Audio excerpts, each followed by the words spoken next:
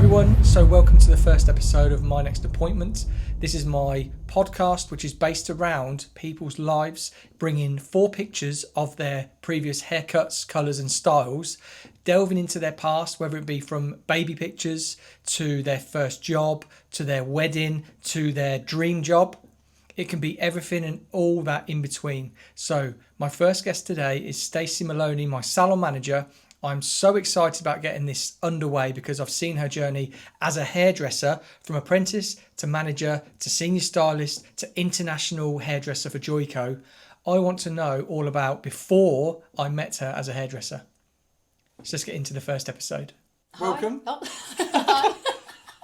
So let's get into it. Let's get into your 4 pictures. Let the guys know who you are. Okay, well, I am Stacie Moloney, hairdressing for 7 years, but my journey started a lot later than most people would. But my first picture, I really struggled with pictures because there's quite a lot of pictures, I'm not going to lie. So I have got some baby pictures, but I'm going to probably stick with this one. This one Wow. is where I'm so orange. And I kind of wanted to use it to highlight my natural colour. Is that, like, are you that light now? I think so. I mean, yeah, I've got, Wow. yeah, I was really quite orange as a kid. And I don't think I've ever seen your natural hair colour. I know, it's crazy. But when I was younger, like, I used to hate being ginger, as most people call it. So throughout school, always got bullied for being different, which was madness. It's just annoying. And like, the funny thing is that my nan would always say, "Oh, don't worry, don't listen to them because people will pay hundreds to have your hair colour." And like, now, obviously, this day and age, being a hairdresser, everyone does. Like, I do a lot of copper work, so it's quite funny, sort of being on the flip side.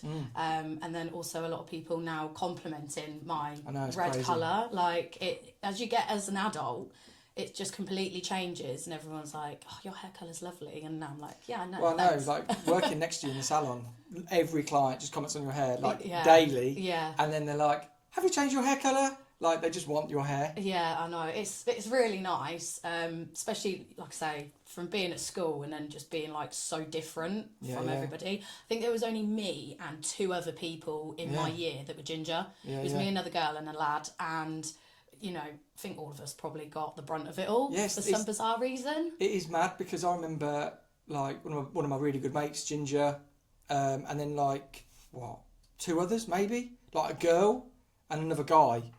And it is crazy to think how little there are of you. Yeah. Like, we're a mutated gene, apparently, and that's why there's not many. Yeah, but isn't it the case of, like, when, like, something to do with genes, so it's about, there's like, is it the most prominent gene? Yeah. So if it comes up, you're going to be redhead. Yeah. No matter what. But if not, then it's like it splits into brown and blonde, basically, or obviously really dark. So very odd. But so I get it all from my mum's side, even though like my dad's got ginger beard and like flex. But yeah, it's all like my mum, my nan, and like further down. My nan used to have really auburn hair, and funny enough, when I went more this sort of colour, my granddad, who unfortunately has got dementia, he first looked at me and went, "Oh my God, you look like your nan." Like, and it really took him back, and I was like, "Oh my God, that's like lovely." Do you know what I mean? But it's taken me a really long time and a long process to kind of love my natural hair because of all the school stuff. I know. It was like, he'd be even more different then. And weirdly, you then choose to stand out even more by changing it to very radical colours, which is bizarre, but at the same time you just think, well, give something for them to talk about, and I might as well be bright pink or whatever.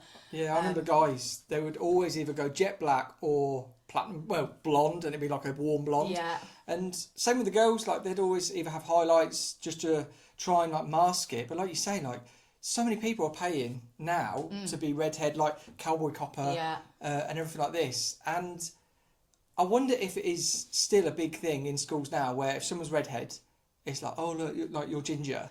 I'd love to know that. I really would, because like you say, there's so, like, the industry at the minute, like, or on Instagram, there is a lot of copper work going on, and like, there are younger influencers and everything that are actually going for it. So it does make me think, like, has there now been I hope there's been a shift, because it's not our fault, we can't help it, that's what we've been given. Genetics. I know, just leave it out. So yeah, I hope that has been a shift, because you know it's not great like to be in that way when you're this is just me, like I can't help this sort of thing. But like bullying in school, I hope it has decreased a lot, but you can just see now how social media will make it even... Well, I suppose we speak to clients daily, don't we? Yes. And they will say that it probably has decreased at school, because now it continues into the evening on phones. So that's really not a horrible thing. When your client's telling you that, like their son or daughter isn't being bullied severely at school anymore, it's like when they get home or when they go to bed. And it's just, oh my... You just can't... It just doesn't switch off. And that's the upsetting thing about it. Yeah, it's just so, like, prominent, like it's everywhere, and then it's more on your, like you say, on your phones and stuff, and it just needs to like end. I know, really. But and you just, I mean, one thing I suppose is, I was talking about this the other day, I think it was to Emma, who's another redhead, Emma Johnson, about Australia, because her daughter is in Australia, that they've now banned under 16s having smartphones and social media. Wow. And like it will follow. Hopefully, it'll follow over here. Cause I think the difficulty is that obviously at the moment, when you're on Instagram or other platforms, like you can lie about your age. Yeah, I know. There is no verification. No. So I've said this to clients recently that, you know, when you get your national insurance card, you're 16. Yeah. So why can't we put the national insurance number into when logging on or whatever, to then confirm that you are 16? So then you're of age, if you like, so that then stops the younger generation then getting sucked in by all of this negativity that's happening from a young age. I think something like that would be beneficial. Or like 17 and they scan their provisional, like even if they're not going to drive, exactly, they've just got to get a provisional, so you've got their just like identification address. So 100%. there needs to be something like that. But what school, like let's go right back to there, like what school were you at? So I went to are we talking primary or with the hair? Okay, so these ones would be at Victoria Primary School, which was only down the road from me. Weirdly, my dad and my aunties went there years and years ago. Crazy. And it was in a really old, like, historic building, so it was really quite cool to also be at the same school as mum and dad. As my mum. As my dad, sorry. I absolutely loved school. It was like my favourite place to be. Wow. Even though with all of that sort of side of things, I loved learning. I loved being around people and trying to help people. Even though I wasn't like as academically good. I was just going to say, like, were you academic? Because I wasn't academic. I like to think that I was. Yeah. But my scores probably didn't show that. I kind of like... I was interested in every subject, but when it came down to like tests, I'd crumble. Like absolutely crumble. And I'd find it so difficult to keep that information in my head. But give me it in a class format, I'll be like beavering away and it'll all be fine.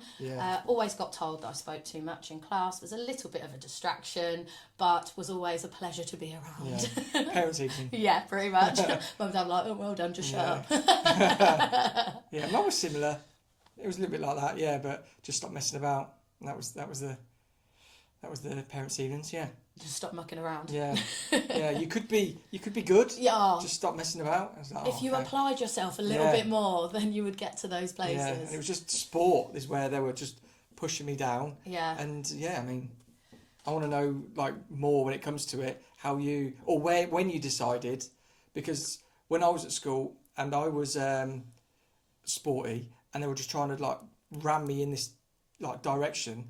And then when I went to a careers advisor, I said, he says, "Oh, what do you fancy doing?" And I was like, "A hair salon sort of thing." And he was like, "You don't want to go to a hair salon. You want to go into sports." So like, I was a physio for 2 weeks, which I hated. But I want to know like because obviously I know. Funny you should say about sport though, because as soon as I got to secondary school, which I went to Wren School again in Wellingborough. I just loved the PE department, like the whole, how they were with everybody, the way that it was so positive to try and get everyone to interact in a team building kind of format. I really loved it, and from year 8 I wanted to be a PE teacher. Wow. That was it. Wow. Like, I all the way through school, through sixth form, that was my end goal. And when I was doing my A levels, I picked human biology, drama, dance, and sports studies. And the reason why I picked those things was because I thought that they would all interlink.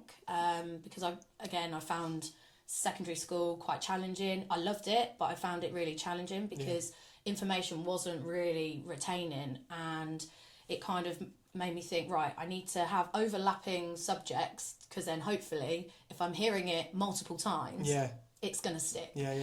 So I tried to be strategic about it to really kind of get to my own goal. And then when I got accepted into Bedford Uni, but with a conditional offer of getting 3 Cs. When it was about 2 months prior to my A2 exams, I handed in an essay to one of my teachers, and she was like, "Oh, you write like my daughter does," and I was like, "Oh, what does that mean?" I was a bit confused, like, eh. How old is she? I was like, yeah, exactly. Is she 3? Yeah. I'm like, oh my God.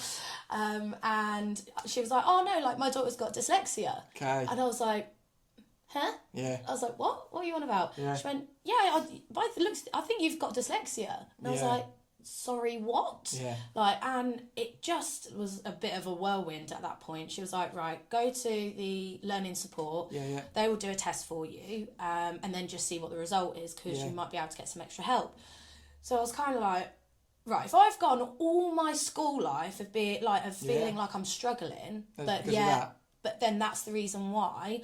I was a little bit stunned. I was like, oh, I mean, makes sense, but why is it taking this long when, like, you know, my reports have all been pretty similar and stuff, and I've struggled and that. And so I went in, did the test, and the test was designed for 11 to 17-year-olds. 11 to 16-year-olds, but I was like 17, nearly 18, because I was at the end of sixth form.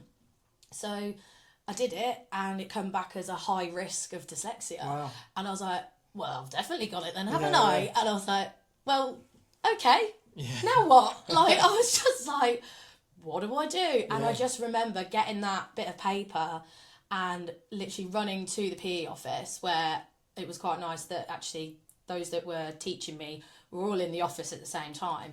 And I just went in there and I just started crying. Yeah. I was just like, what am I going to do? Like, I've gone to so many revision sessions because I really want to be... You've gone through all through school. All through school. And they literally was like, they made me a cup of tea, gave me a hug. Like, even like one of the male teachers there was like, I know I shouldn't, but I need to give you a hug because it's going to be fine. Yeah. Like, all of us in here, in this room, we all have dyslexia, Stace. Wow. Like, it's not a problem. Yeah. And I was like, I know, what did you think it was like a major... Yeah, for me, that was a major event in my life. And, like, I even had a friend being like, well, duh. Yeah. Like, obviously you've got it. And I was like, what do you mean, obviously? Like, I didn't know. Like, I didn't know how that was going to kind of sit with me, because it's very different for a lot of people. You know, you could really struggle with reading or even numbers, retaining information. Like, as I've gone on and got older, I've learned a lot more about it and how to kind of cope with it or how to navigate through it. And I just, that moment was just like, what am I going to do? Like, I feel like the rug's been pulled from underneath me, and I'm not going to get to my end goal. Yeah. But anyway, I did lots of extra revision classes. Even a couple of my mates on my course were like, we were in the library, like they were testing me, and that was helping them in turn revise as well, because they were trying to teach me. Yeah. So I had so much support because I didn't... And what was this, A-level? This was A-level. Yeah. And because it was 2 months prior to my exams, because all the exam entries had been sent off, I couldn't get no extra time. Yeah. So I felt a little bit cheated. I know that sounds a bit selfish, but I did feel cheated because I was like, I need the extra time, but I'm not going to be able to get it. Yeah. So when I was doing my exams, my headspace was all over the shop. Yeah. And I reverted back to, I remember nothing. Yeah. And luckily, I mean, my practicals were A's and B's, but with my theory, obviously wasn't that great. So I ended up getting 3 Ds. Yeah. So at that point, I was like, that's it. I'm not going to be a PE teacher. And I just took it on the chin and went, it's fine though, because I will do something else. Yeah. So I've got a picture from where the next bit comes in. So this is your second hair. So this is my second hair. Okay. And this is where bleach started. Okay. Which is where I'm very, very blonde. And this was, I think, first Christmas party at Pizza Hut. Okay. Which was my first ever job. Yeah. And I was doing that whilst I was at sixth form. Yeah. So luckily for me, you were there ages. I had been there for a very long time. Yeah. So I thought, well, I've got a job. It's fine. I've got a job. A lot of my friends were like, go through clearing, like, don't worry about it. And I was like, no, you don't understand. I wanted to go to uni, not for the part, like, obviously social life, everyone says that. But my goal since year 8 was I want to be a PE teacher. Yeah. And if I'm not having that, I'm not getting into all that debt just to like do a course that I'm not even going to use. Like, well, I know that's the thing. It's so difficult, and I think people try and like just get there just to get there and get a degree. And I understand. Definitely. I think people do, like I went to uni and did creative design, and purely because school wasn't giving me what I wanted in the sense of a like creative side, because they would like just again like sport, and I thought, well, maybe I will, maybe I'm creative. And then to find a different direction, to then realise at university that isn't what I wanted to do, to then be like, right, I'm going to be a hairdresser. Yeah. Which is, it just took me the long way. But again, I started at 21 and I know what we're going to get into. Yeah. I mean, so a little bit about my career journey then, just so then we can navigate towards hairdressing. So I was at Pizza Hut for about 2 years. Then I moved to T&T, the delivery company. Yeah. Which I did 3 jobs. So I was a receptionist for 6 months, then did admin wages for a year, maternity cover. And then the lady decided to come back, so I had to find a job within 2 weeks, which was panicking me. Yeah.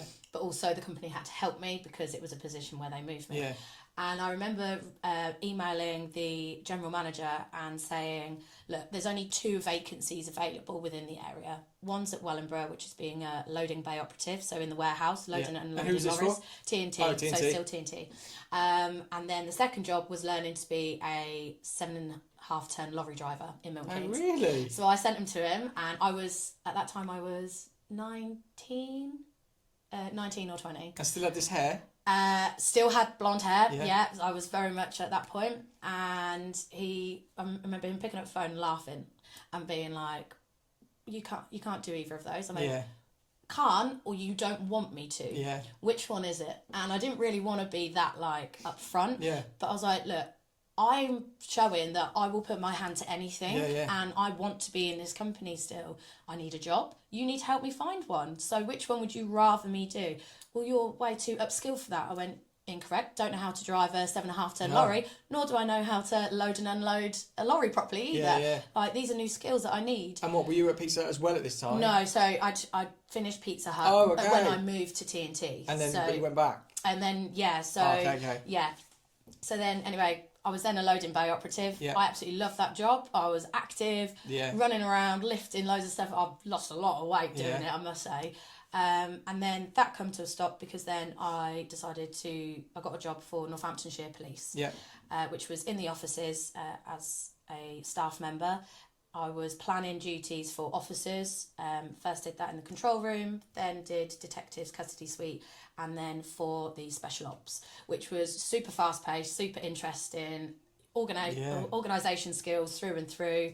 Absolutely loved it. Well, I know when you talk to clients about it and they're like, what? Yeah, I know. It is so. It feels like it's a big part of like the switch and the change, and a lot of emotional stuff happened with that, and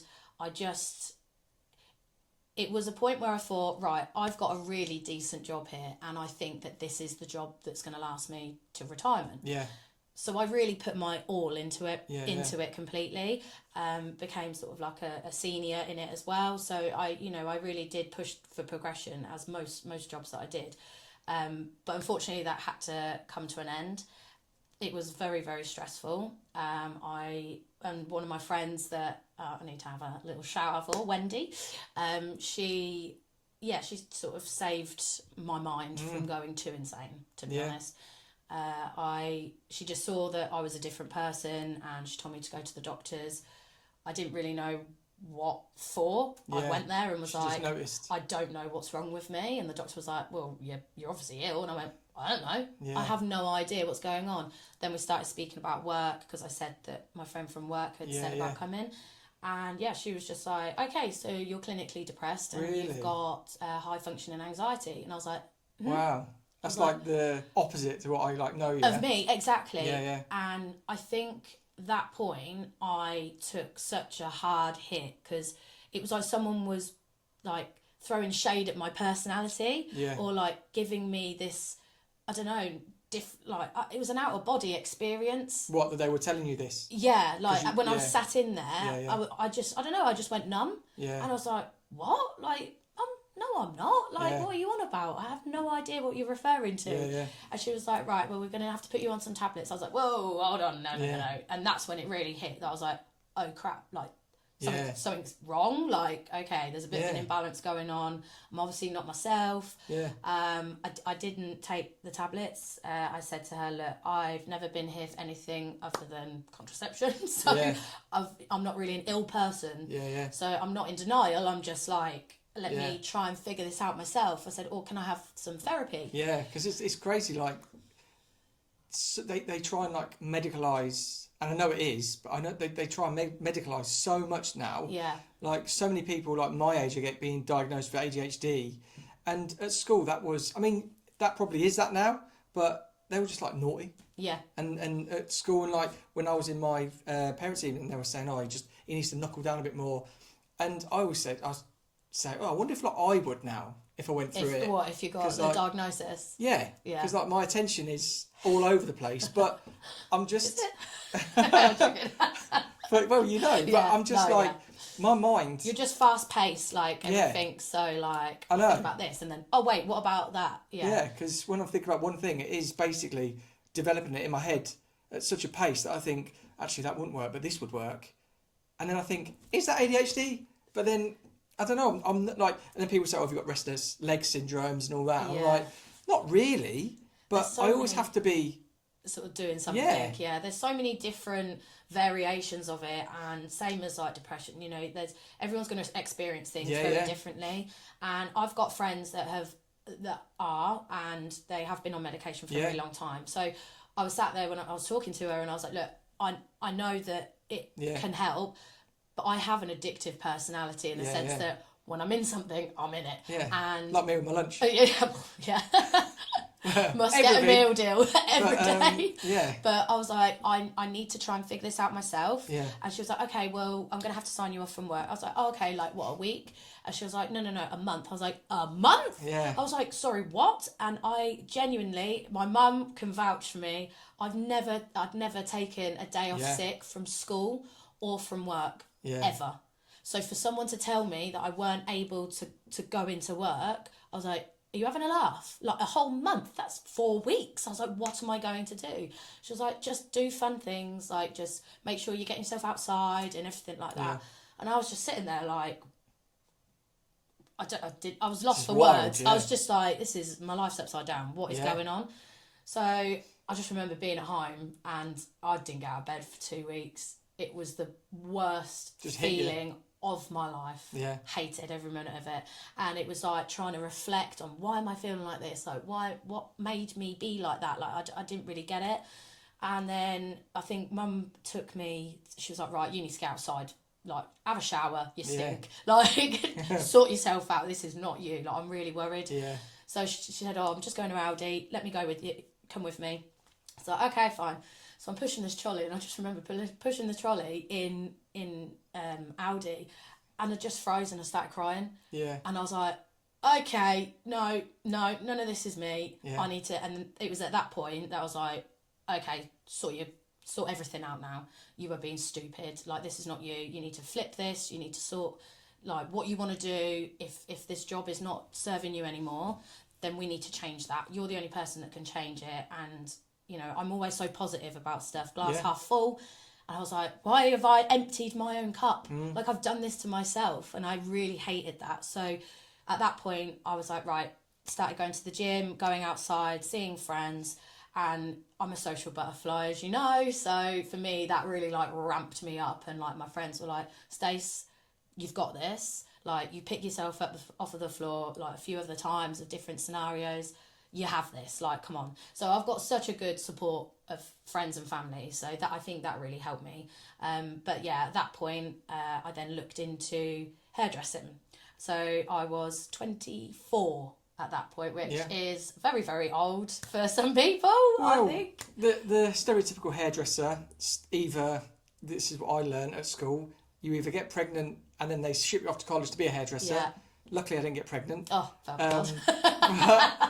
I just remember the girls in school, that's what I remember sitting in, like, I think it was media studies, and one of the girls was like, how old was she? 15, I think?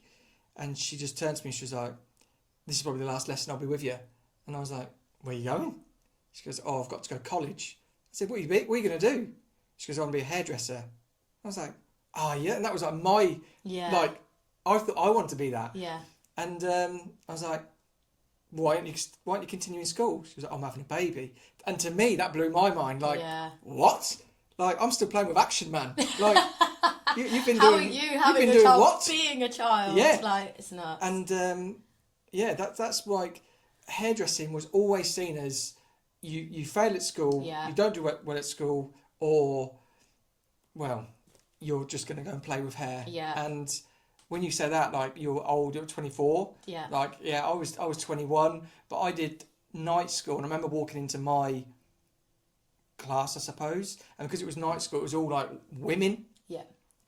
And I was, like, the baby. So it took me, like, 360 sort of thing, and I just got mothered for 2 years by everybody. But I felt like going into first day, I'm going to be so old compared to the rest of them. And when I walked in, I was like, oh, you're all 40. Trust me. Reverse it with me. Oh my gosh. So, so just a little backtrack. So I had that month off, went back to the doctors, and then they basically signed me off again for another month so that I didn't have to go in and do my notice. So I handed my notice in. That was that. I then tried to contact college. I wasn't really getting anywhere, so I thought that I would contact hairdressers in my local town that I'd been to before. So I was like, right, I know the girls in there. I'm a little bit nervous about it being bitchy because I'm more of a guy's gal than I am a girl's gal. And stereotypical hairdressing. Yeah, exactly. Yeah. So I was just like, I just want to know the people. I don't really want to be sort of sucked into this, like, weird culture that everyone sort of anticipates, like I did.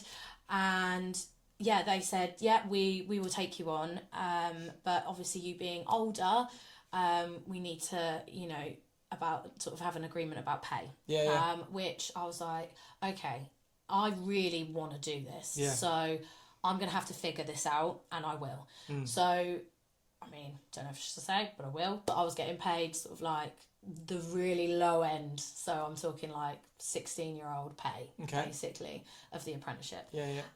Which was not a lot, put it that way. And I had my car on finance and everything, because obviously my lifestyle from being on a £25,000 job to then, like, I think it was like something like 13 grand less than what I was on. I was like, boy, I need to do another job. So then good old Pizza Hut comes back into play. So I rang them, and it was the manager from last time. And she was like, Stace, if you're anything like you were when you're 16, crack on, you can come back. So I was doing my 40 hours in the salon, and then I was doing about 20 to 25 at Pizza Hut as well. And that just continued sort of for about 4 years into it, really. I kind of struggled to go, see you later, Pizza Hut, and I just enjoyed that really quick, fast pace. Being around people is what I absolutely love, and I'm just sad that it took me a very long time to kind of get to that point. But I remember when you joined us and you were working there, and I remember like when you finished work, and then you were like, oh, you're going off to Pizza Hut, but then it would be like Friday night, and then you'd finish like lock up, and then you'd be back in the next day. But you really enjoyed it. That's what I've seen. It just, again, I think being from office environment to like tapping away, emailing, phone calls, no like face-to-face interaction, I think that was the thing that possibly made me feel quite low, and without realising. I don't know. I was about to say that, like, because I I've got a lot of friends that work in offices and everything, and I've never worked in an office, so I don't know. I think you'd hate it. Well, yeah. You'd absolutely hate it. This is what I'm realising now. I don't think you'd like it, honestly. Because when you see it like on a series or on a movie where they work in an office and there's these coffee breaks and they're all having a laugh and then they're at each other's desks and like, is it a completely...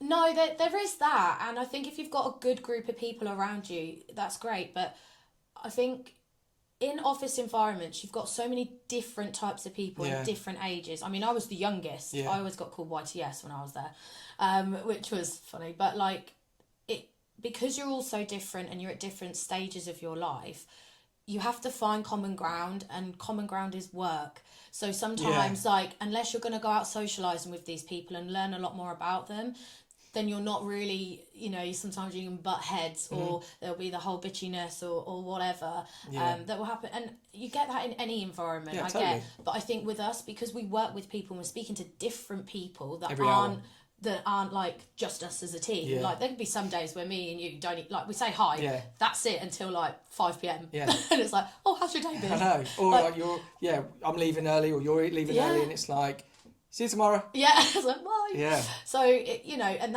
that sort of changes the dynamic of it. Whereas when you're in one room, one building for 8 hours, like tapping away, and then you've got other work commitments that are just like drowning you. Yeah. That's a stress. And then someone comes up and goes, "Oh, do you want this?" And it's like, go away. Yeah. Like it's a different dynamic completely. Yeah, and it's crazy you picked up on that. Like, and you think, why is the hair industry so renowned for bitchiness when you don't? I take it.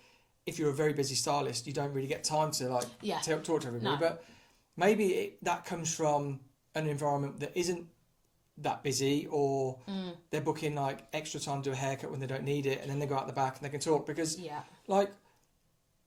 I've never, I'm not a bitchy person, but when you're talking to your clients and you come away for a minute and then you catch up with you for a minute and you go back to somebody else, there's no time to... No.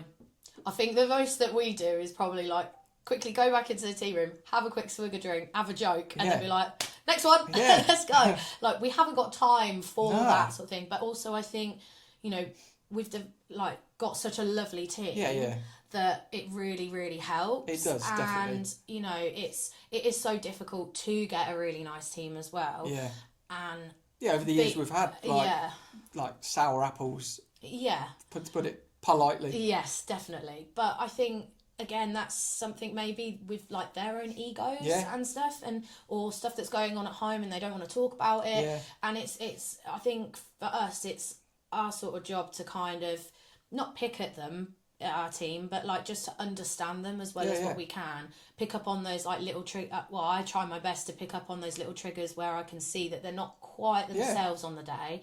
Give them that open space to actually talk about it. If they don't, cool, I will ring you later on when we're not in the salon then, because I don't want to upset you now. But let's talk about it, and then let's just have a great day. Not try and brush it under the carpet like it doesn't exist, because that's something that I wouldn't want them to feel definitely from us or anything like that. I hope they don't, because we're all very open, and it is always, like you say, like joking about and everything. And always like, you're right. Like, just making sure that everybody is okay. And it's like, oh, you're not okay today. Like I said to you a little while ago. Yeah. And I was like, what's up with you today? In a sense of something's different. And just everyone being really open to talking about it. And I think we do. There's not a lot of instances, like obviously the things that we're going through at the minute. They've been very open. Yeah. With talking about issues and stuff like that. And I think that's like hats off to you as well, like managing everybody to feel comfortable, because I can imagine, like, you've obviously worked with managers in the past, and I have, where you're actually scared of the manager and you don't want to talk to them, so you like, maybe that's where it comes from. Like, I'm just trying to process like the whole gossiping and bitchiness. I think that is the case. If you can't talk to your manager, then you're talking between each other, then you all start to sort of spiral. Really. and then it's like this, and then the manager feels like, oh, I've got such a bitchy environment. Yeah. Where it's like, oh, maybe you need to be a little bit more open. Yeah, I think that is the case. The few managers there have been a few managers that I've had that is, I don't know whether it's close-mindedness or just a very tunnelled vision of, I am the authority. Yeah. that is it. Yeah. You work for me, and you yeah. do as that. And I think that is so backwards. Like, if you want, like, stuff from your team, you have to show that you are also a team player that is putting into the business and putting into them. And I think there are so many managers that are just like, you work for me, do your job, go home. Yeah. And it's like, well, what about the interaction that you're supposed to have to make it more of a friendly environment? No, you don't have to be everyone's friend. Like, I'm not saying that. But the work environment needs to be a nice, safe, happy place. Yeah. Because not only do the team feel like a bit disheartened, clients will really pick up on it. Definitely, and I think that is something that we've, like, got down to a T. Yeah, like, I mean, no client comes in. They always come in and are like, oh, salon's always so nice. Yeah. Like, it's everyone feels so happy. And I'm like, it's because we bloody are. That's why. We love coming to work. Yeah. And so, I love the fact that clients don't know that it's me, because no one feels that, like, overbearing, like, oh God, Paul's here, or Paul, like Matilda was joking about it the other day when she's working in between me and you. She's like, oh my God. But like, that's just down to her being a very new stylist and wanting to, like, she's doing incredible. Yeah.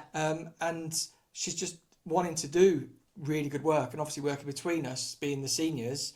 But you never get that sense of, like, if you walk in when the team's already there, they're never like, oh my God, Stacey's here, sort of thing. No, definitely not. It is always a case of... I think the only time where they're a bit like, oh God, is when I say if, like, a client moves or cancels or something with me, and then I've got time and I'm like, right, what can we do? And they're like, oh my gosh, you're going to tell us to do so many jobs. And I'm like, but I'm doing them with you. Like, come on, let's go. And I think that's the biggest thing with our team. It's where, like, I've always worked, and I would, like you were saying earlier, like, the manager's like, do as I say, not as I do. Yeah, I hate that. I'm always like, do as I do, and I'll try and do more. Yes. Sort of thing. Like, I will try and do as much as I can to make the working environment as happy and friendly and as efficient. But, like, I am going to be here and do it with you. Yeah, definitely. Like, I've worked with managers like that. It's like, well, you go and do that list. I'm just going to go and check what the office needs doing.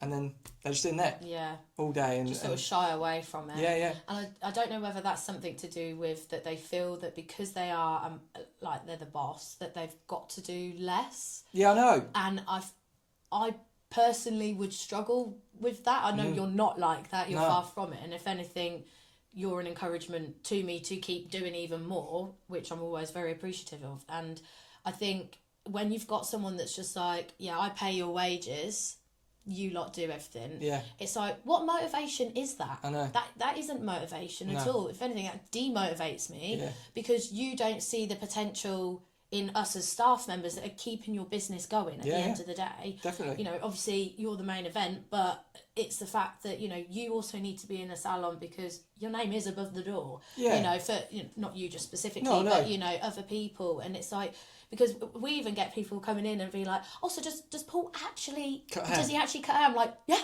He's there. Yeah, he does. Right there. That goofy guy. Me?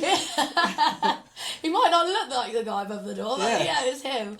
But yeah, they say that, and it's like, why wouldn't he be in the salon? I know. Like, but I find that odd. That's so strange. Yeah, like I remember there was a new client sitting in the booth, and I went over, and I think she thought I was the apprentice, because I went over and I was like, oh, would you like to come over? And I said, would I like a tea or coffee, as we do, like everybody. And I was like, I'll just get you seated here. And then I sat down on a stool and started talking to her. And she actually said, she's like, so is Paul going to come out soon? And I was like, yeah, it's me. And she was like, oh, what, you're doing my hair? And I was like, yeah. I was like, rude. Yeah, what? What's wrong with me? Yeah, and then she was like, oh, I just thought you were going to be older. I was like, oh, okay. And that's another thing, like, people obviously don't know my age as much, but yeah, that was like, that threw me, because it took me off that whole getting into a good consultation, all this. I was like thinking, I feel weird. Yeah. If I keep on talking, is it just going to make her feel that I don't know what I'm doing? Yeah. Because, you know, when that is the case, isn't it? So you just keep on talking and talking and talking. People are like, oh, they're trying to cover for something. So I was like, God, this is the weirdest experience I've had in a very long time. Yeah. So, yeah. crazy. Yeah. So one of my pictures is from where I went and did a lot of colouring. Okay. So this is the third picture. This takes us into... This is the third picture. So this is where I started at the place in Wellingborough. Yeah. I was dyeing my hair a lot. Yeah. I mean, I've always loved dyeing my hair anyway. We noticed. Yeah, exactly. So this is when I was at there, so just before I got to you, where I've got like a charcoal route with like blue ends. Yeah, I've just seen Boner actually. She just shared a trend report today about like blue blonde hair. Like, coming really? Back. Yeah. I mean, yeah, I've got so many like. But all these ones. pictures you're showing are going to be like here. Okay, cool. So everybody gets to see the whole journey. And then I've got like a coral route and super blonde. Yeah, it's nice. So like, but we were bleaching it a lot. Yeah. And obviously, I wasn't doing the bleaching myself. It was at the team. And yeah, it got to one stage where it was falling out in clumps. And I was like, right, that's it. I'm done. I can't do this. And I think it was roughly maybe like a couple of months later that you had then put a post out for an apprentice. For the second time? For the second time, because I did actually apply the first time, but I didn't get it. He didn't get it. But no, but you see how many CVs... We'll put that back there. You see how many CVs come in through the door. And yeah, a lot of the time, they'll get... Someone will come in. Did you email it? I think so, yeah. Oh, did you? Oh, okay, sorry. That's all right. Don't worry, I'll forgive you, I suppose. But yeah, then eventually you then like asked to see me, and I said, right, I'd like to, for an interview. And I said, no, I would like to come like for a trial day. And you were like, yeah, well, it's only just like an interview is needed. I was like, yeah, but if I'm going to make the right decision to leave a salon that I'm quite secure in, but I just know that I'm not going to reach my full potential in. I need to make sure I'm making the right decision. So I want you to feel good about me and vice versa. I think for you, that was like okay. First time. All right then. First time anybody has said, "I'll come and do a trial or a trial day, like a feeler day or anything like that," where like just having that bit of initiative. Yeah. It's normally you're trying to like we've done interviews this week, haven't we? And it's always trying to like recommend different things and approaches. But yeah, that was the first time, and I was like, oh, okay, that's easier because like I would much prefer to show someone what we do rather than sit there and try and justify what we do, because I hate like when you sit in interviews and you're like, so do you know like much about us? And they're like, no, and I'm like, oh no, like we've got to talk about ourselves now. And as much as of this I do, I hate to talk about myself to try and justify like that we've got a really good team and we've got really good balance and we've got good progression and all that, and because it's literally what everybody says. And I always try and think of different things, like where we started adding like, oh, you're into social media and blah blah blah, but yeah, it always seemed like a bit of a justification, like, oh, pick us, whereas like I just want the person to know what we do, to then apply with us, to be like, I just want to work here because I want to get to like where you guys are. Yeah, it's almost like seeing is believing, that sort of thing. And I was so glad that I did, because actually it just honed in on me that I was like, yeah, this is where I think I need to be. And I remember in the interview reviewing your dad, and I think at the end you were like, so when can you start? And your dad was like, hold on a minute, just wait a minute, we need to chat, sort of thing. And like even before I left, and I was like, well, obviously I need to tell my employer now, which I know that they weren't going to be happy with, because of being older and having the various different jobs that I've had, you learn a lot of skills, and I feel like my people skills, I'd like to say my people skills very good. Are up here. And, knowing what someone needs me to do, I feel like I can navigate around that really well. So I feel like I've been a very good tool as an apprentice. I tried to, just get things done even before it was thought about. Well, you were a salon manager, weren't you, as an apprentice? Yeah, which was amazing. And it was a bit of a, oh my gosh, like, are you sure? Because I've just started this like hair journey, I'm learning. And I remember you saying to me, Stacie, it's not necessarily just about the hair stuff. No. it's about your managing. Your managing, and the fact that you're not afraid to just say things as they are, but still have a solution for a problem and try and fix something and make people feel good, and you know you're organised and stuff, and it was nice to know that those skills I'd had from like the police or TNT, like they're still there, and I can still, and being a manager I can use them, which is like even better, because then it gives me like this bigger pool of skills that I can still pour into other things, rather than it just being I'm just a hairdresser. Well, I think which has been nice. I think the being the like a mature student as a hairdresser. I know, mature at 21 and 24. You're joking? Oh my god. But I think that plays a huge role in it today. And like you had the interview on last week with the apprentice, and she's already experienced another place. Yeah. And realised, but that seems to be what we get now, isn't it? Like people are experiencing other places or other industries and jobs, and then they're finding us. But I think that whole thing of this is why I think school is just so broken in the sense of, and university, that before you go to university or college, you should have a year out earning money in a job that you may want to continue in, but it will give you a year of people skills, because you get all these youngsters coming to jobs hairdressing now.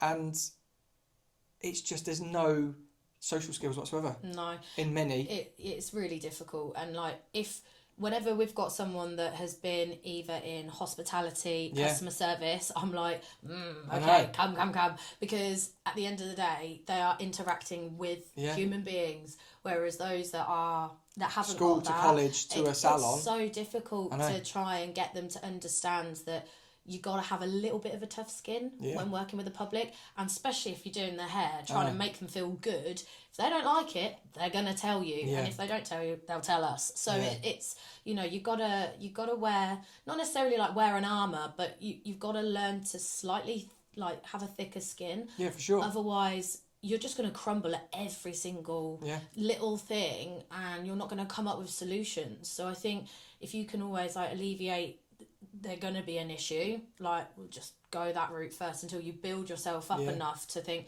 I know what I'm talking about. I'm going to say it with my chest and say it with confidence. That client will believe me, like, because I know what I'm talking about, and not like just, it's like a fake it till you make it sort of situation, isn't it? Like it's so that. And it is, because I faked most of my early career, because people come in and want you to do their hair, and they ask you like, oh, how long you been doing hair, or how long you been here, or whatever. And you've just, like, I used to, in the early years, I used to say my apprentice years as like my senior years.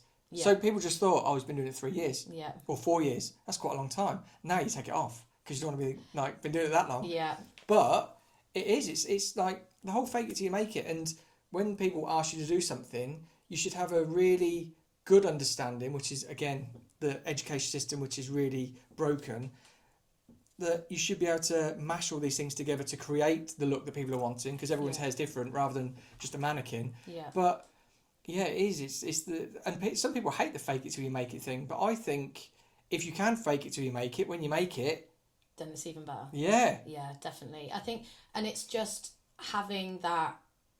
It's learning the fake it till you make it. I think it's more learning to believe in yourself and learning to believe in the confidence that you do actually hold in yourself, that actually sometimes is like way below, like, I mean, we've spoke about imposter syndrome 10,000 billion times, and you know, I, especially now in the position that I'm in, I'm a little bit like, what am I doing here, like, am I good enough, like, sort of thing.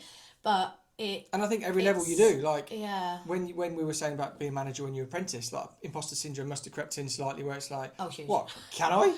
And then you become a stylist. It's like, what, people really want me to do their hair? Then you become a senior stylist, and then people want you to do more creative stuff.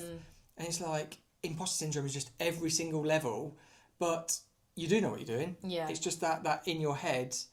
And like you were just saying about the whole way you fake your confidence and it unearths something in you, I definitely think that, because my confidence was rock bottom at college, because I was felt a young kid going into this world of hair, and I'd never touched hair in my life, to be honest. And when my tutor asked me to go and wash hair, and I sort of turned to her and I was like, how? And she was like, have you not got a sister? I was like, I have. I've never washed her hair. Why would you ever wash Katie's hair? I know. And she went, but she said to me, she was like, well, this is weird. I was like, this is weird. Like, what is going on? Yeah, I don't know what course am I on? Yeah. So I lost a lot of confidence in that because all these women had kids and everything and they were all touching hair all the time. And then I just seen this transpire where they were like getting worse over the course and I was getting better because they were taking for granted what they already knew and I didn't have a clue. Yeah. So it was just a case of that, and it does, you fake this confidence and this air of like, I know what I'm doing. And then it just becomes a permanent thing. Yeah, it clicks. Yeah. And that's what I tell the team all the time, like especially when they're asking me for colour advice. Yeah. And they're like, oh, I haven't got this, but I was like, well, use this, and or what have you. Yeah. And they're like, how do you just do it? And I went, because I've been working with the colour for so long now, and I can tell you, like when I was an apprentice and I was asking people all the time, like, what do I use? Why am I using that? What's that like correcting? How's that going to turn out? And it was just one day, I can't even remember, I think it was probably one of my clients that I've still got now. And my brain just went, I need that and that. And I was like, I've got it. Yeah. Oh my God. I was so excited because I was like, it does just click. It's not a lie. Everyone kept telling me, oh, it will click. And I'm like, holy crap, like this is so good. Yeah. And like that for me was like, okay, let's go now. Like we know what we're doing. And one end. One end on everyone. And at that point, you're just like, this is all coming together lovely. Like, I just feel good about that I've made the right decision. I mean, even stepping into the college and doing that as like the apprentice, I felt like I was in the right scenario. Yeah. As much as it was hard work with doing the 2 jobs, it was definitely something where I was like, I feel at peace. Like, I feel like I can be me. Not that like the other jobs that I did I wasn't myself, but I feel like I wasn't confined to a box. And I feel like doing hairdressing, like all of my clients know that I can be really scatty and I'm absolutely fine with that. But I think that's why I've got such a big clientele, is because I'm just so like about authentic. Yeah, that's probably a better word to use rather than scatty. But you know, I just say things as they are. You know, if someone comes to me and says, Stacie, I really want this colour, what do you think? I will say, no, Deborah, that's not going to work for you because it doesn't work with your eyes. But I'll give them a reason why. You know, and it's that's what people want to hear. They want to hear, okay, that's fine, but give me another solution to it, which then we dive into. And I think you've got to be so honest with the clientele that you have, and that's how you build stronger relationships with them. And when you then go and say, do you know what, let's try a fringe today because I think it's going to suit you and like it's going to make your face look better. Not better, sorry, that sounds awful. Shape your face better. That they, you know, they trust you. They trust your instinct. And I am so grateful for all of my clientele that I have.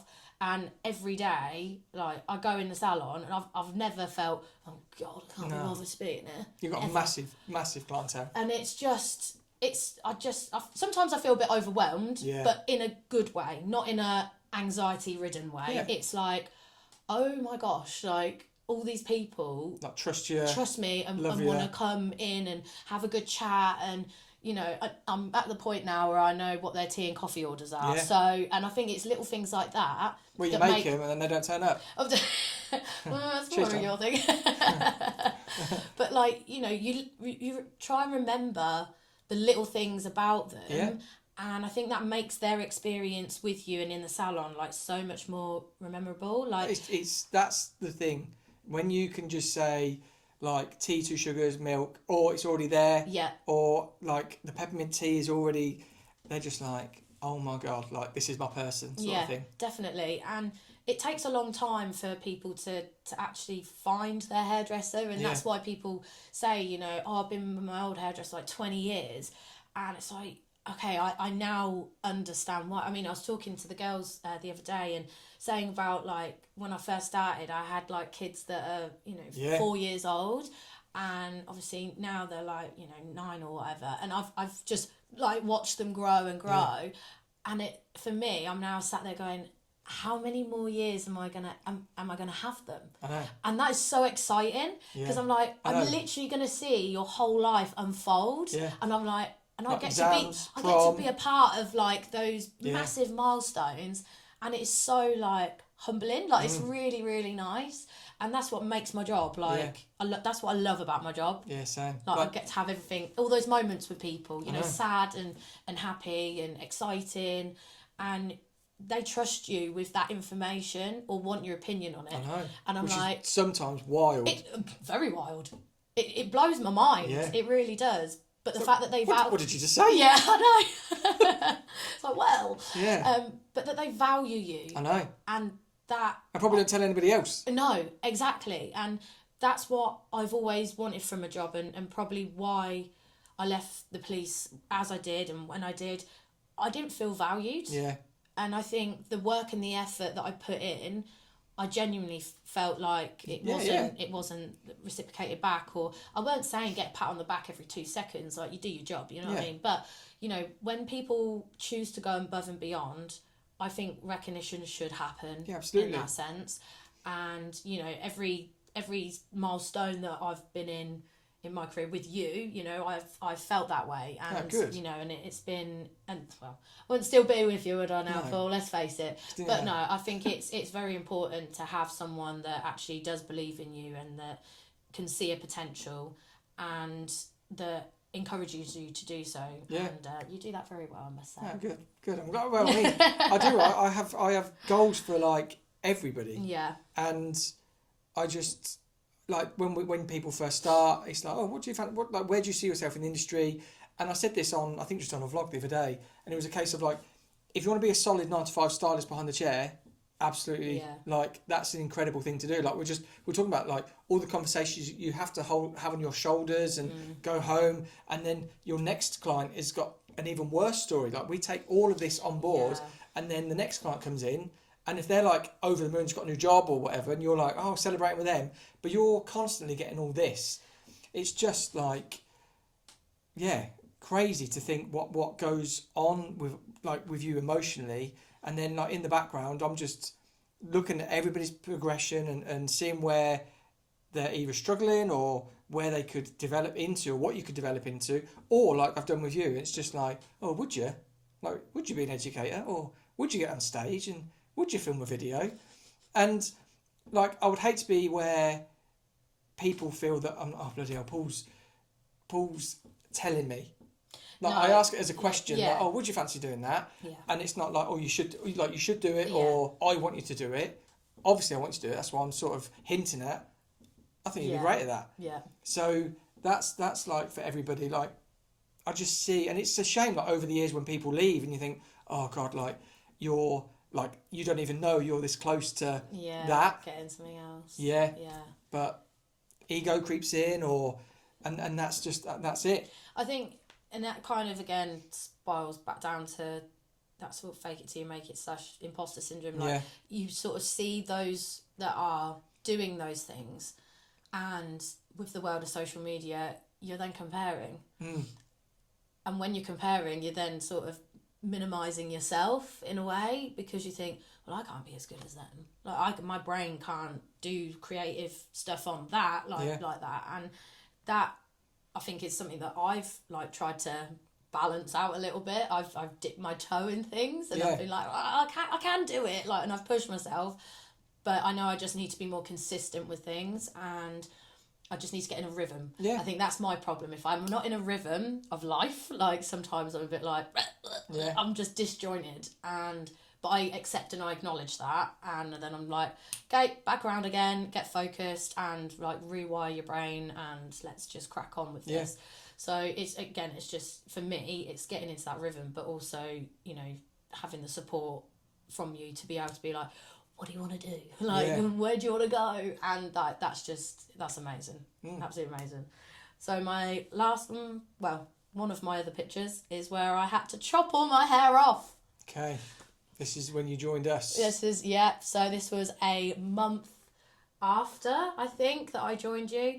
And one of our stylists at the time was like, Stace, you haven't had your hair done. I was like, don't touch it. It's really bad. Like, really bad. It's hard. Oh my gosh, it was awful. So I think at that point when I came to you, I actually had an undercut, like, all the way around, and then, like, a bob on top. Because, one, I just needed to get rid of a lot of my hair because I just have very thick. Two, it was bad. It's like straw. And I think Josh was in the basin and he was shampooing my hair and he went, how much did you say you wanted off? And I was like, just a trim. A little trim, just like every client says. And he was like, babes, you need to shave this off and start again. Like, it's dead from root to tip. And I was like, okay, like, what are we going to do? And it was like, I'm not going to have this moment ever again, hopefully.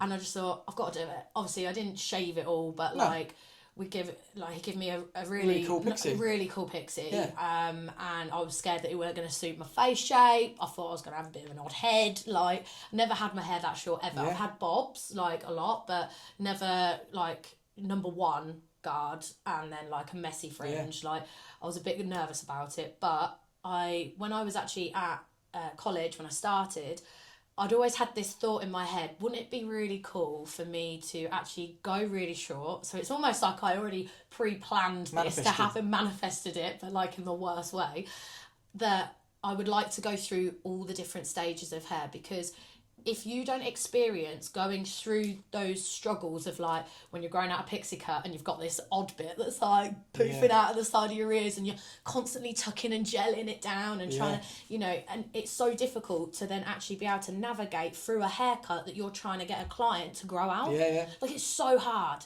So I was like, do you know what? Do it. Just do it. I'll live with it. But your hair grew so quick. I know. I mean, I definitely think it was like products that I used and stuff like that as well. But unluckily, we had COVID not long after. So I actually had the pixie cut probably about 3 times. And then it was COVID in the March. So it feels so weird. Very lucky to not see anybody whilst growing out my pixie cut, because it was I mean, I had my scissors with me at home. I was cutting random fringes in. I was just like doing something to make it look moderately okay, but then I was like, I'm not seeing anyone, so it doesn't actually matter. But and then my hair was just like growing, and I was like, right, let's not dye it now for a very long time. I can't remember what you come back with. Was just like a bob? Yeah, it was probably like here, like Chanel bob, like kind of 8 months, wasn't it? We were out of work. It was, and it grew crazy.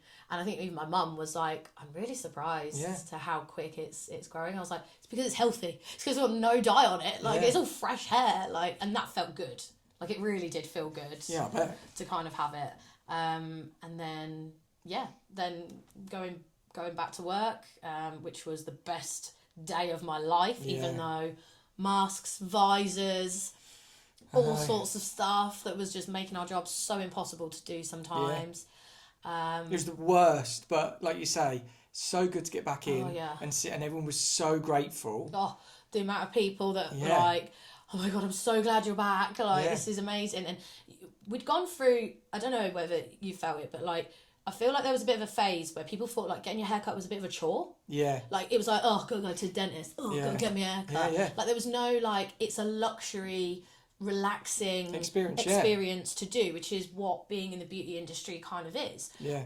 And it was just like, everyone was like, oh my God, I'm so glad you're back. Like, this feels amazing. Oh, getting your hair washed is lovely. And it was like, everyone's so appreciative now. And they're like, do you know what? Hairdressers, nurses, and, you know, bin men, and, you know, all of those, like, jobs that people, like, I don't want to poo-poo the other jobs, but, you know, the lower jobs, like, they were all so grateful for. And it was like, we're not going nowhere. No. AI can't take over us. Absolutely, like, that's the thing. Do you know what I mean? And it was, and also I think it was the connection. People lost having human interaction, and being in there made everyone... The amount of phone calls that because the phone was directed to my phone, daily... Worst decision for you to do. It was, But I didn't think it was going to be that long. Yeah, I didn't think it was going to be months. I just thought a couple of weeks. A month at max, and I just remember people ringing me every day. Are you open? Yeah, but When you open? But just really upset, and one lady ringing me wanted just to talk. Oh. and stuff like that. And I was like chatting as I am. I'll just talk, but it was getting where that phone call would go down and then another one come through, and it was like, "Are you open yet?" But as soon as like someone picked up, I think they instantly thought they're open. Oh, they're open because they rang the salon number. Yeah. Yeah. And I was, "Oh no, it's just me at home, just waiting," sort of thing. And it was, yeah. I mean, I was talking about this the other day to a client where a client was ringing, upset because she'd woken up, looked at herself in the mirror at the end of her bed, and the only advice I could give her after probably 4 weeks of this was take the mirror away from the end of your bed, because what else can I do? Like, there's nothing I can do. And the thing that was making her upset was waking up every morning and her hair looking in an absolute state, and just being like, just get rid of the mirror. Yeah. Because if that is what's making your day terrible, especially at the start of your day. I know, every morning. Yeah, no, that's what she said to me. She's like, "Oh my God, I woke up again this morning, looked in the mirror, my hair's a state when you're opening," and it was a case of like, no idea. I have no idea. No. It was such a weird time, and you know, again, for me, I mean, you were sort of busy in yourself with YouTube and everything like that, but for me, I had this very weird feeling of like being back to where I was when I was signed off work. Because my mum and dad, they were both key workers. So I'd gone from being in the salon with everybody. I was still at Pizza Hut at that time. So for 15 hours of my day, I'm with like 50 people all the time, right? To then going and mum and dad going out to work, me being in the house on my own with just the dogs. Thank God I had the dogs. I mean, they saw some tears, but like I was just like, this is weird. I don't like this. I don't think people understand that those people that were put into that position. Because I remember Jess coming home from work one day, and she left me on the sofa, and I didn't stay there all day. But her perception was I got in, and I was just back. I was at the same place because I had nothing to do. Or I was just working on my laptop, and she's like, "You've been there all day?" I'm like, "No, but..." I'm glad you weren't, but I flipping was. I was in bed, like, just series after series after series. But then it got sort of picked up, and I was like, right, okay, let's go running, and let's do, like, classes. So me and a few friends actually did, like, a Zoom class.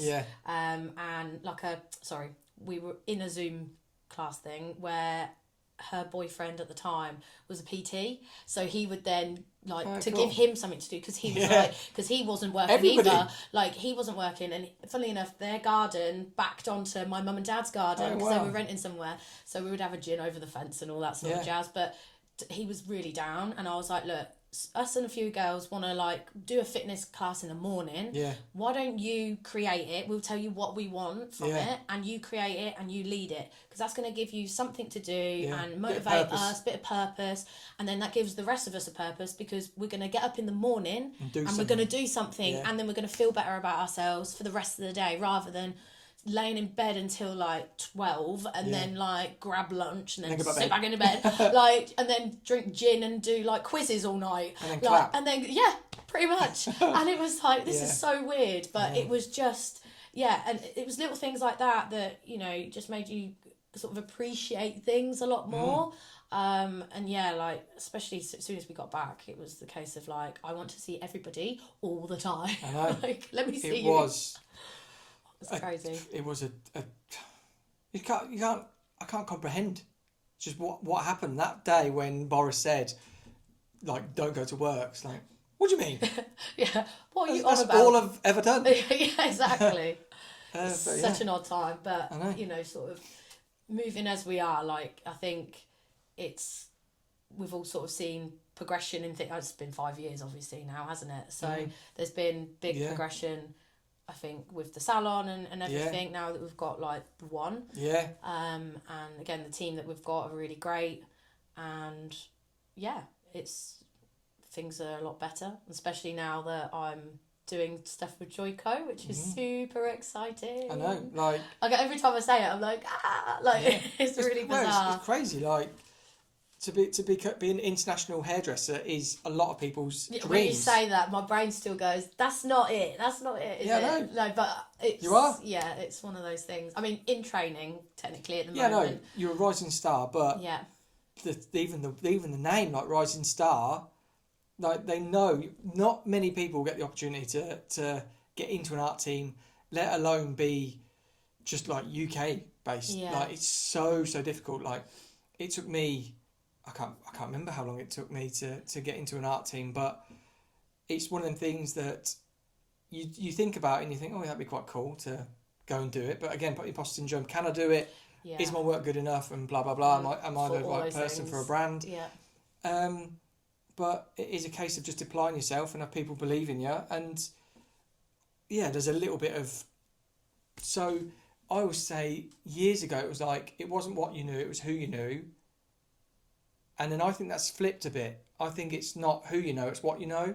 So like, you have a little circle of people, but you know so much that people want that. Yeah. Whereas in the past, it was like, oh, they're only in that team because they know so and so. Yeah. And that was very, very prominent, and it still is within the industry in some little cliques. But I think when you get into like what you are getting into, like an artistic team, like it being someone international, where a brand is putting you on stage or assisting, you don't just get there from knowing someone. Yeah, I think from how I've sort of felt with the process so far, I'd like to think my personality has been able to carry that quite a bit. Yeah, but you know, because that, like, they've told me that, but when you got your feedback, it was like, we love you. Yeah, and that was really nice to sort of get that instant feedback, to be honest. I mean, going over to Holland and doing my interview, I was absolutely bricking it, because it was the first time I've ever actually done like PowerPoint presentation. Yeah. You know, I think there was three or four of them part of the team in there, and who's it else? Wendy, Danielle. No, it was Lean, yeah. Lean. Else was in there for like minutes, wasn't she? Yes. And she ran out. Yes, yeah. And I was just worried I was gonna like mumble or speak too fast, because you've said about like sometimes when you speak too fast and they don't quite get it, so I was like trying to do that, and then you're trying to not like muck up what's on the slides and everything. And obviously the hair. I had head dolls that I'd done and prepared as well, so it was just like a lot of things that I hadn't had to use any of those skills for before. I think sometimes when I'm around like our team, like if I'm standing there chatting to them about like colours and stuff, obviously fine, but like it was a different setup, and I was on like a mini stage, and it felt all a bit surreal. Yeah, it is.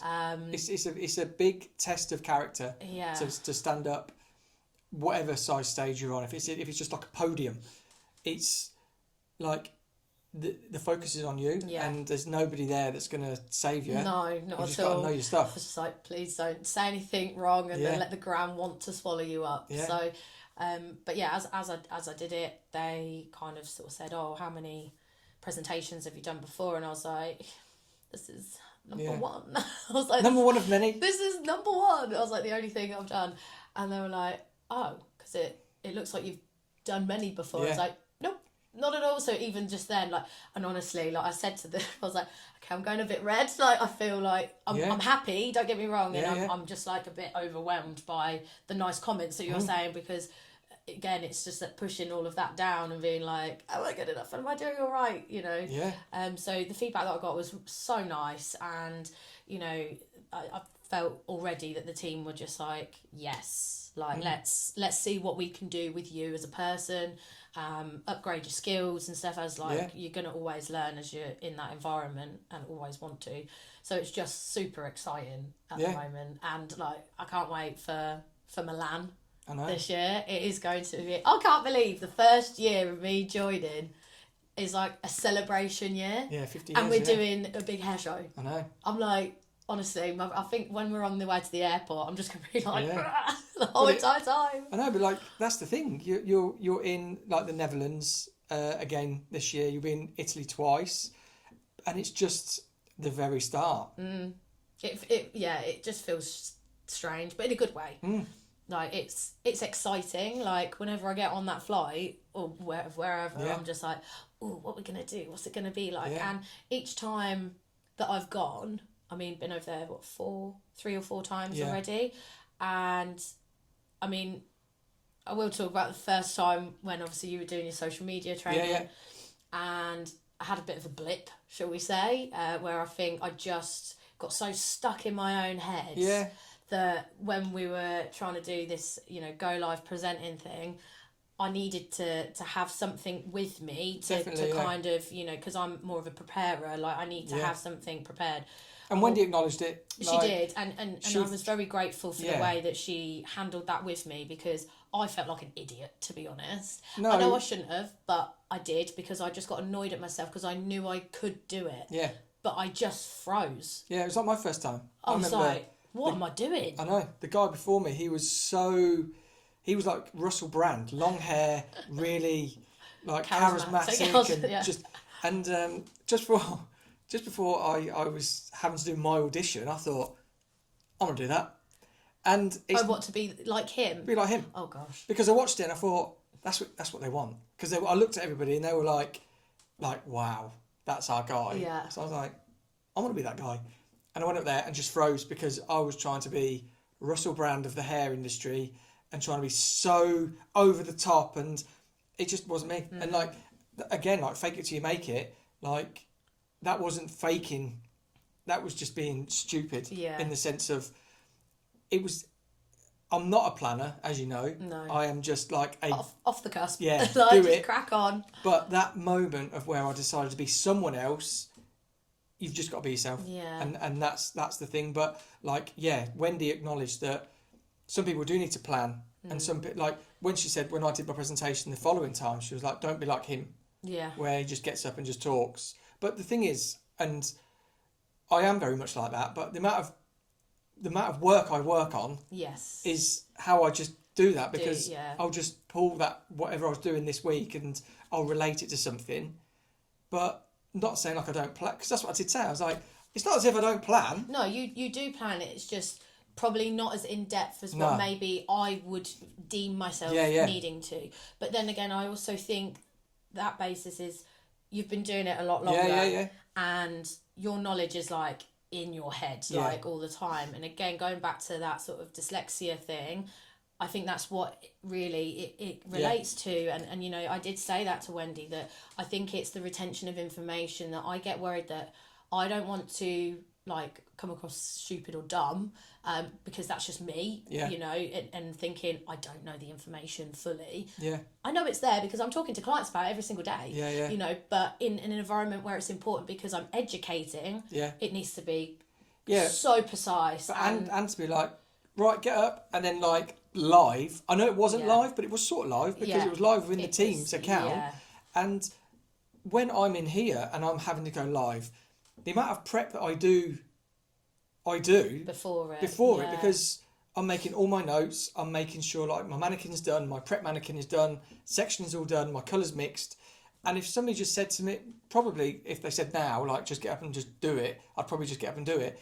But I would need something. Something, just a bit of a foundation, like to build on. Like even if it was just key bullet points, like I think that would be enough, really, for me to kind of go on a tangent about stuff, which I would do. But not just, right, get up and do it. It's like, God, no.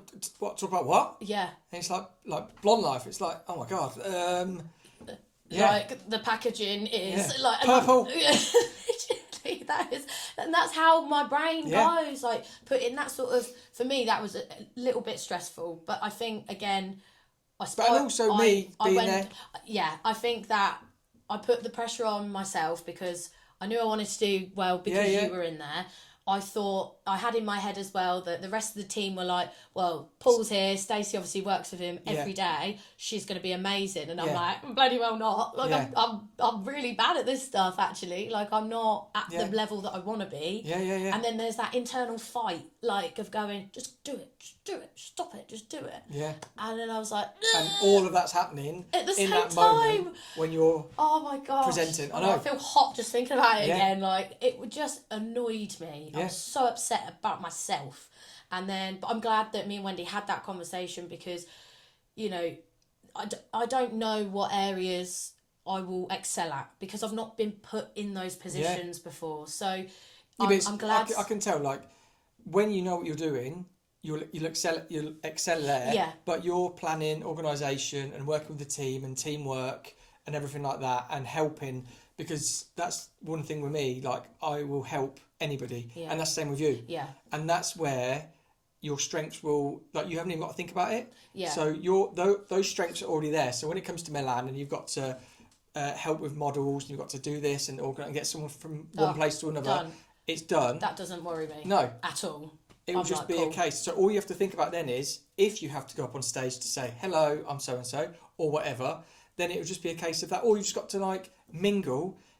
Everything that you've done, you do because you know what you're doing. And it's just a case of that small part of your job that when you are learning hair, that's the part that you have to work on. Yeah. Whereas what we talk about now with apprentices coming out of school, they have to work on everything because they've got no life experience. And that's what holds you in good stead with your journey. Yeah, exactly. I'm just super excited about it all. I really am. I can't wait to. There is a little bit of me that's like, where am I going to sit within it? Yeah. But I think that's because I never have really had set goals in my head. I mean, you've always asked me, what are your goals? I'm like, I don't know.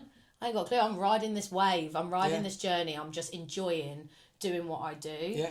And obviously, yes, it has progressed now to an even bigger sort of format that I'm like, okay, let's actually think now, or try to think. But I believe until I've got round to a bit of everything to kind of experience it and feel like, okay, I'm confident in this, and I'm more than happy to just throw myself to this. Yeah. That will be maybe my sort of like little bit that I'm like, I'm really good at that bit. Yeah. And I'm doing it for Joico. I'm doing it for a brand. Yeah. For Europe. Do you know what I mean? EMEA. Oh yeah. Sorry. Europe, Middle East and Africa. Which is wild. Yeah. Would love to go to all of them. Yeah, I know. It is crazy. But not like a day in, day out thing. That's a bit too much, I want. Yeah. Although, our in minutes thing is going to be literally in minutes. But yes. It's only in Europe, so that'll be good. But yeah. What's your final hair? My final hair is, well, realistically. And then we'll just talk about goals. So, what is your, like, where are you at now? And then what's your goal for... Oh, I can't find it. Where is it? So it will be my, my headshot. Okay. Really, because... I'll pop up here so they can see. Oh, okay. So yeah, it will be my headshot. I feel very professional in it. Not gonna lie. Yeah, when you get your first my gosh, mega headshot. Yeah, and I think Wendy was a bit surprised actually at how I was able just to freely be in front of a camera and take pictures. I was like, I like taking pictures of myself, Wendy. I'm quite vain. I was like, I'm good. She was like, everyone else wasn't like, they were quite nervous about it, whereas I was like, hey, yeah, you're right, let's go. I hate pictures. I just made it like, they were just laughing and joking, and I'd done photo shoots like for friends and stuff, so I was just a bit like, it's just a photo, innit? Yeah. But no, it just made me, when I got it back, I was like, I feel professional now. Yeah. I was like, yeah. So in terms of goals and what the future holds is definitely more Joico led stuff. I really need to do more on social media. As he's smiling over there, he's like, yeah, you do. Yeah. Well, this is the start. Like, I do. It's, again, like I said earlier, it's just getting into that consistency and that right mindset. So, and it's hard. It is hard. Like, when you wake up in the morning, you don't feel like getting on camera, and if you are going to like vlog, I mean, the battle I have now is that all that gear there, I just like, it's a lot of stuff. Yeah, it's very cool, but it's a lot of stuff. It just does my head in because it's not like where I started was on a mobile phone, and then now I've gone to all that I think my content should be even better, and it annoys me when it's not. So that's where. But that's all like. That's me. That's you, isn't it? Yeah. Just always striving. Yeah. Like for better, for more, sort of thing. Yeah. Which is, I think, something that I'm slowly coming into myself. Like, instead of, like I said earlier, just sort of like plodding along, it's now more of a right. What's next? Yeah. So I feel at the moment, especially now with my journey with Joico, like I feel like I've got this like internal hunger to be like, right, next thing. So yeah, again, just putting myself on courses, just trying to better my skills, to then in turn try and better the team, because I think, at the end of the day, we work so good as a team. We do, yeah. And I think that's my goal as well. It's like, well, with you, you're there, but this doesn't mean I'm not supporting you in, because now it's the social media thing. Yeah. I want to see you do all that. But yeah, with the team, I want to see where they want to go and just where everyone wants to go, because I feel very settled in like my hair journey at the minute with Joico and trying to do that. But now that I do more digital for Joico, that's my goal, is to try and lift this. But yeah, I just want to see everybody do good. Yeah. I mean, living proof that what you do and how you try to inspire us and stuff, like it does work. But I think as well, it's definitely to do with mindset. Yeah, definitely. Like if you haven't got that sort of up and go to do it, then it might become a bit harder. Yeah. So I definitely think, me having this whole journey of being into a hairdresser, like when I started at 25, now 31, 32 this year,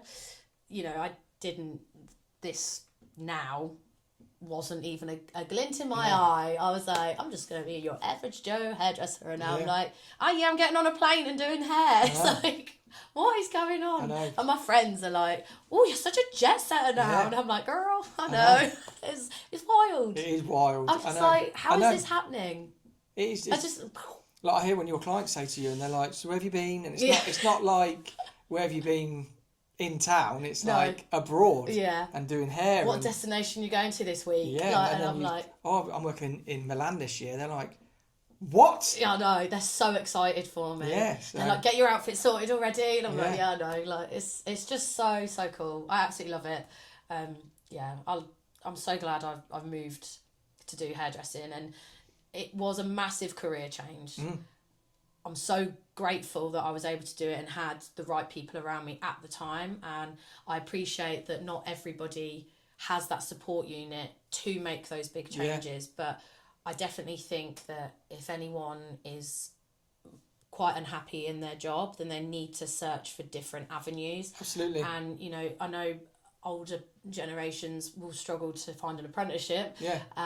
But there's night schools, and there's older learning classes and everything, and just to like give yourself a bit more of a taster into something completely different. Yeah. Otherwise, if you don't take that like little bit of a jump or a risk, like you're never gonna know what career is gonna make you happy every single day. Yeah. That's what hairdressing does for me. That's it. You just got to be happy. You got to be happy in whatever you do. Yeah. And if you're not, then you just got to find out, and that is, I think that's just being successful in life, is just being happy. Yeah, definitely. Yeah, definitely. Well, thank you so much for coming on. First episode. Thank you for having me. We'll get you back, and once we've done Milan, and you can tell everybody all about that. I can't wait. Look forward to it. Cool. Thank you.